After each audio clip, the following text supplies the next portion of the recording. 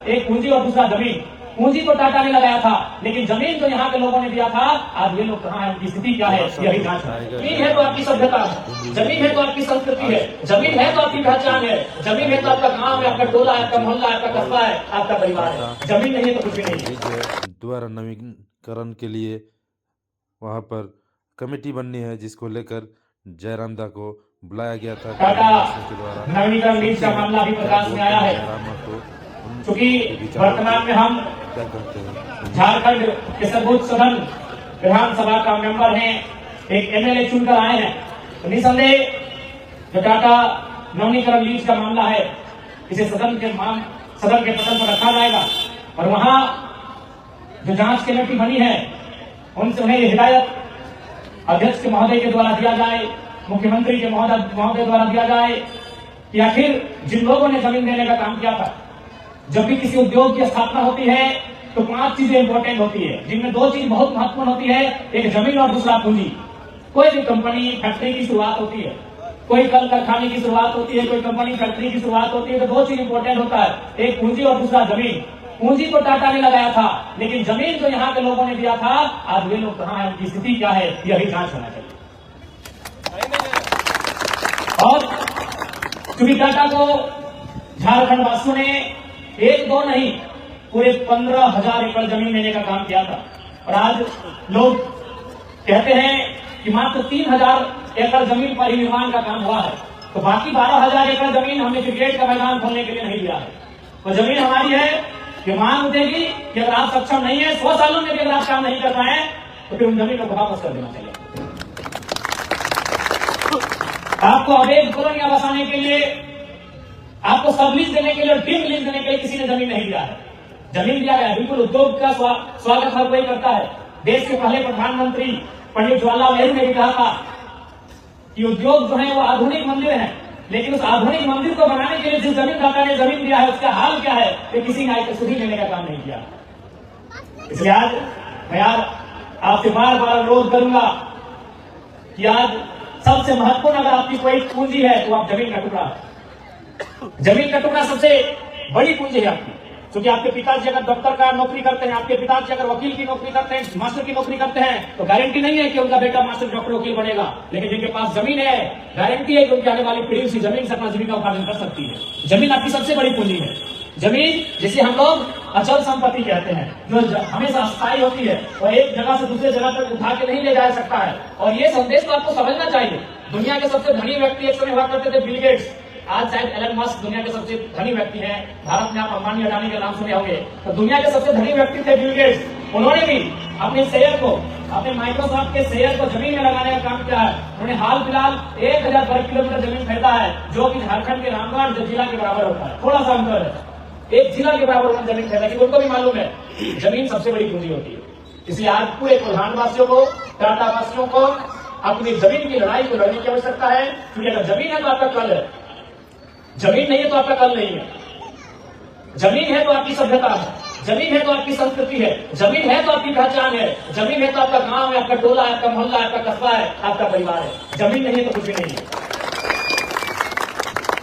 एक कवि थे रामाशंकर विद्रोही, वो अपनी एक कविता को लिखते थे कि मैं किसान हूं और मैं आसमान में धान बोने जा रहा हूं। तो कुछ लोग मजाक उड़ाते हैं, अरे पहले आसमान में क्या धान लगेगा? तो कहते हैं कि अगर धरती में भगवान जम सकता है तो आसमान में हम धान जमाएंगे। लेकिन आज धरती में भगवान आ गए हैं।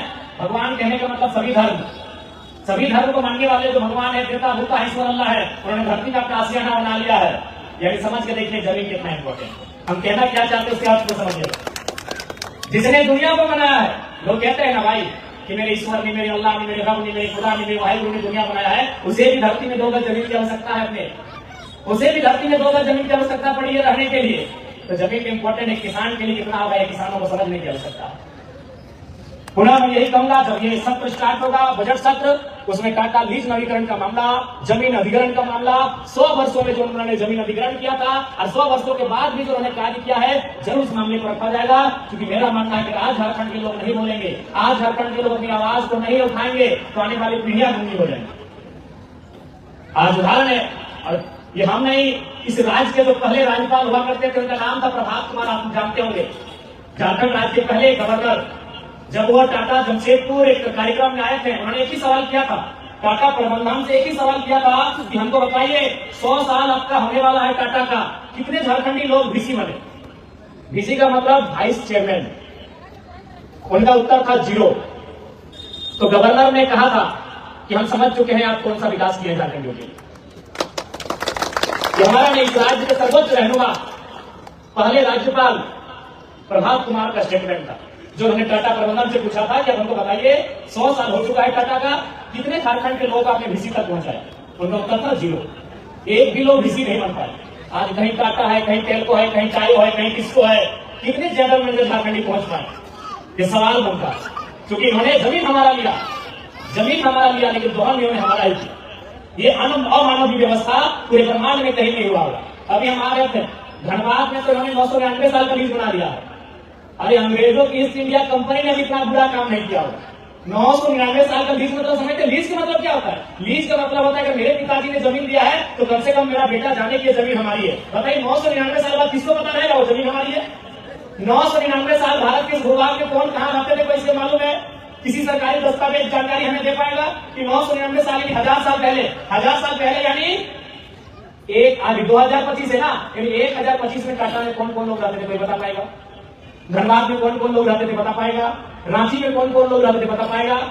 1000 साल के रिलीज करवा दिया है, जो कि असंवैधानिक है, एक क्रूर मजाक है, लोकतंत्र की व्यवस्था पर एक तमाचा है। लेकिन फिर भी लोग मौन है, क्योंकि मैंने पहले ही कहा है कि यदि आपके दाहिनी जेब में पैसा है, ये पुलिस प्रशासन डीसी एसपी आपकी बाएं जेब में रहेंगे।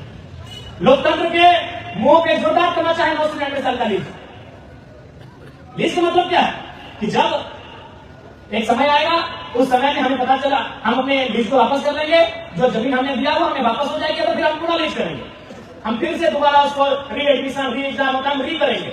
लेकिन 999 साल किसको पता चलेगा 999 साल के बाद कि हमारे बाबा ने दिया था, कि बाबा के बाबा के बाबा के बाबा ने दिया था। ये गंदा मजाक हो रहा है झारखंड में, ये अमानवीय व्यवस्थाएं हो रही है झारखंड में। इस प्रकार से लगातार झारखंड वासियों के यहाँ दोहन किया जा रहा है। इसलिए मैं आपको ये विश्वास दिला के जाता हूं, क्योंकि आज ये सेंसिटिव मामला है, टाटा पे बात करना एक संवेदनशील मामला है। इसलिए संवेदनशील मामला है कि रतिलाल महतो को हमने खोते हुए देखा है, और धनबाद में सत्यनाथ महतो की हत्या को हमने होते देखा है। किसने? जिसने टाटा का रोल है। मुझे कहीं डर नहीं लगता है बोलने में। हो सके बंबई में जो टाटा के मेन ओनर है उनको पता है या नहीं, मुझे नहीं मालूम, लेकिन मुझे बोलने में कहीं डर नहीं लगता है, क्योंकि टाटा एक संवेदनशील मामला है। कई लाख करोड़ की संपत्ति के मालिक है भाई, उनके खिलाफ कौन बोल पाए? सुनने में आया था कि माननीय मुख्यमंत्री की कोई एक बहन थी जिनको 80 लाख का उनके शादी में टेंट लगवा दिया था। बस साहस होगा बोल पाने का? ये आप लोग जानते हैं, ये किसी से छुपा नहीं है जी। अभी जो वर्तमान माननीय मुख्यमंत्री हैं, उनके दूर के रिश्तेदार की एक बहन का शादी था, 80 लाख का मैंने खर्च किया था। क्या उखाड़ लेंगे इनका? तो ये एक संवेदनशील मामला है। कोई विधायक सांसद बोलना नहीं चाहता है, जो बोलता है उसको जान गंवानी पड़ती है। लेकिन जयराम महतो बरासत के पहाड़ से उठ के आया है, तो किसी से नहीं डरता है, कोई नहीं बोलना चाहता है। उसी अर्जुन मुंडा से चलिए, आज अर्जुन मुंडा जवान है, जब ये बेड में चले जाएंगे बात पूछेगा कितना धोखाधड़ी हुआ टाटा में मिलती है। आज चंपई सोरेन अभी राजनीति कर रहे हैं, जिस दिन बिस्तर में चल चुकी है, आदमी सच कब बोलता है जब वो बिस्तर में होता है। उस दिन पूछेगा मीडिया बंधु की सच्चाई क्या, ये लोग बोल के जाएंगे।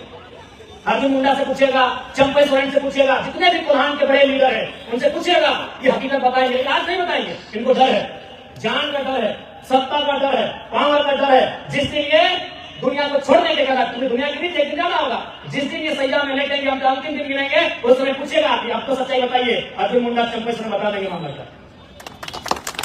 इसलिए आपको आश्वस्त करते हैं, जब सदन चलेगा इस मामले को, चूंकि गंभीर मामला है, ये बहुत ही संवेदनशील मामला है कि जमीन हमने आपको काम के लिए दिया था, अगर आप काम करने में सक्षम नहीं है जमीन वापस कीजिए। अब एक कॉलोनी बसाने के लिए किसी ने जमीन नहीं दिया, लोग इस बात को स्पष्ट करना चाहेंगे। इसलिए और इसके साथ ही आज समय है पुनः संघर्ष की, क्योंकि समय का अभाव है। यहां से फिर हमें रामगढ़ जाना है, रामगढ़ से रांची निकलना है।